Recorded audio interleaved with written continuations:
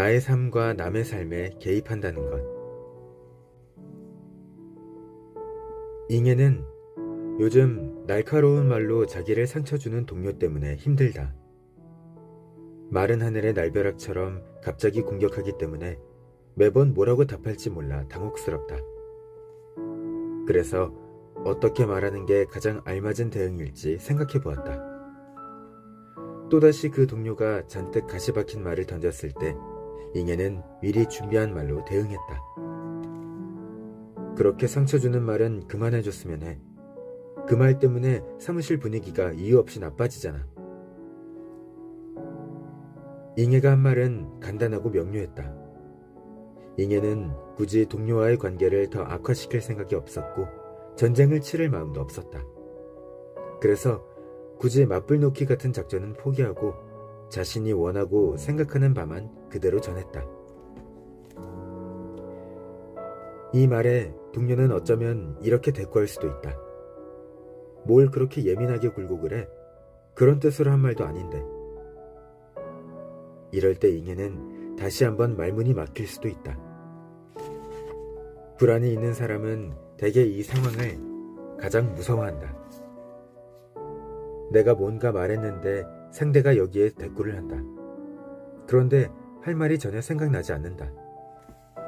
그러나 여기서 잊지 말아야 할 것은 자신이 패배자로 남을까봐 모든 걸 놓아버리지 않는 데 있다. 다시 말하지만 말솜씨나 순발력은 필요 없다. 절묘한 말솜씨에 연연하다 보면 생각도 막힌다. 잉에는 그냥 이렇게 대답하면 된다. 내가 예민한 것일 수도 있지. 하지만 적어도 내 얘기를 듣고 좀 더 신경 써줬으면 좋겠어. 내가 예민한 건 결코 아닌 것 같아. 그리고 그런 뜻으로 한 말이 아니라면 이제부터는 그렇게 얘기하지 않았으면 좋겠어. 내가 말한 게 바로 그거야. 나는 방금 인신공격은 그만둬달라고 말했지. 그런데 곧바로 내게 다시 예민하다고 트집을 잡았어. 그냥 그런 말을 안 하면 돼. 세 가지 대답 모두 특별히 기지가 넘치거나 달변가다운 말은 아니다. 그러나 잉에가 전하고 싶은 내용을 정확히 표현하고 있다. 잉에는 어디까지나 사건 자체에만 머물기로 계획했고 자신의 불안이나 열등감에 휩쓸리지 않기로 마음먹었다. 그래서 마음속에 끓어오르는 감정보다는 대화 내용에 집중하려고 애썼다. 특히 반드시 즉각 대답해야 할 의무는 없다는 생각으로 스스로를 안심시켰다. 1시간 뒤여도 좋고 이튿날 혹은 일주일 뒤여도 상관없다. 언제든 잉에는 하지 못한 대답을 동료에게 되돌려줄 권리가 있다. 이런 일은 대부분 시간에 쫓길 필요가 없다. 예를 들어 잉에가 일주일을 꼬박 보내고 나서 동료를 찾아가 이렇게 말해도 전혀 이상하지 않다. 지난번에 당신이 나에게 예민하다고 한 얘기를 곰곰이 생각해봤어. 그랬더니 그 말이 더 나를 상처 줬다는 걸 알게 됐어. 앞으로는 그러지 말아줘. 우리가 서로 배려하는 쪽이 편하고 좋지 않을까? 자존감이 낮은 이들 중 다수가 곧바로 답하지 않으면 이 상황에 대해 자신이 더 말할 권리를 잃는다고 단정한다. 하지만 잘못된 생각이다. 당장은 의사 전달 기회를 놓쳤다 해도 적당한 기회를 봐서 그 권리를 사용하는 것은 어느 모로 보나 정당하다. 자신과 남의 삶에 개입한다는 것은 자존감을 키우는 데 매우 중요한 한 걸음이다. 자신과 타인의 삶에 적극적으로 영향력을 행사할 수 있다는 감정이 증대되고 입증되기 때문이다. 언어를 써서 자기 표현과 자기 주장을 시작하는 순간 손 쓸 수 없다는 무력감이나 좌절감은 상당히 해소된다. 자존감이 낮은 사람을 상담하다 보면 이들이 말하는 능력이 없어서가 아니라 마음속 억압 때문에 생각이 차단되기도 한다는 사실을 발견한다. 역으로 불안이 있는 사람도 편하게 이완된 상태가 되면 의사를 전달할 표현이나 논거를 곧잘 떠올린다. 그러므로 반드시 굉장한 달변가가 되어야 한다는 의무감은 버리자. 고상하게 말하느냐, 더듬으면서 말하느냐는 중요하지 않다. 어디 가서 사회를 맡아도 될 만큼 청산유수로 대화를 주고받을 필요는 없다. 그저 당신이 하고 싶은 말, 그것만 되도록 객관적인 단어로 말하라. 당신이 어떤 인생을 줄지 걱정하지 말고 당신의 목표만 염두에 두자. 당신의 목표는 이것이다. 나는 내 의사를 말로 표현할 것이고 상대의 이야기를 듣고 이해하길 원한다. 눈치 보지 말고 하고 싶은 말에 집중하라. 앞서 얘기했듯 상대방이 그런 식으로 의사소통하는 이유를 이해하는 것도 필요하다. 방금 살펴본 사례를 놓고 이야기해보자. 왜 동료는 잉여에게 그런 식으로 말하는 걸까? 잉여는 동료가 자신을 싫어한다고 추측했다.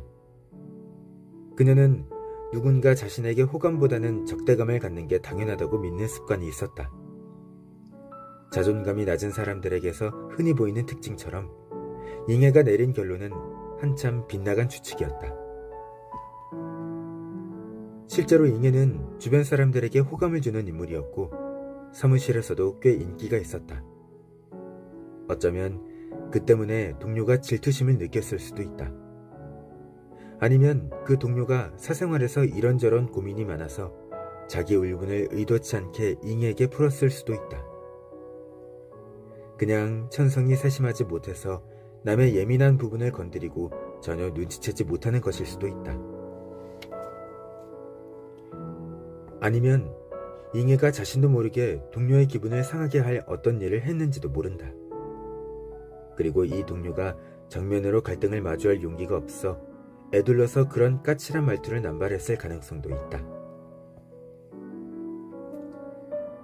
어쨌든 잉여는 동료에게 어째서 그런 독한 말들을 하는지 솔직하게 물어보고 둘 사이의 관계를 직접적인 방식으로 풀어볼 수도 있다. 그럴 때 잉여는 이런 식으로 말을 건넬 수 있다. 당신이 나한테 자꾸 가시돋친 말을 하는 게 너무 신경 쓰이고 때로는 몹시 상처받기도 해. 그래서 묻는 건데 이유가 뭐야? 이 질문에 이런 대답이 돌아올 수도 있다. 그 말이 맞아. 가끔 내가 까칠하게 굴 때가 있지. 사실 내가 얼마나 많이 당신 일을 덜어주는지 인정받지 못하는 것 같았어. 그렇다면 두 사람 사이에서 이 주제로 좀 더 이야기를 나눠보면서 서로 몰랐던 점을 알고 이해를 넓혀보면 좋을 것이다. 한 번 더 정리해보자. 상대방을 당신보다 우월하거나 능력이 뛰어난 존재라고 여기지 말고 그냥 당신과 마찬가지로 장단점을 함께 지닌 보통 인간으로 바라보자. 옳고 그름을 따지는데 정력을 쏟지 말고 합의점을 찾고 눈높이를 맞추는데 몰두하자. 겉으로 어떻게 보일지가 아니라 하고 싶은 말에 집중해야 한다. 마음속의 불안감이 아닌 대화의 내용에 초점을 맞추자. 상대방이 하는 얘기에 귀를 기울이고 마음을 열고 그 논리를 고려해보자. 상대의 말에 열린 태도를 갖고 당신이 잘못 알고 있었을 가능성을 열어두자. 오해는 비난받을 일은 아니다. 다만 그것을 푸는 것이 더 중요하다. 솔직한 마음으로 경청하면서 오해를 해명하고 그 과정에서 당신이 잘못 판단한 것이 있다면 갈등의 당사자에게 그렇다는 사실을 간단히 고백하자. 그것만으로도 모든 것이 달라지고 해결되기도 한다.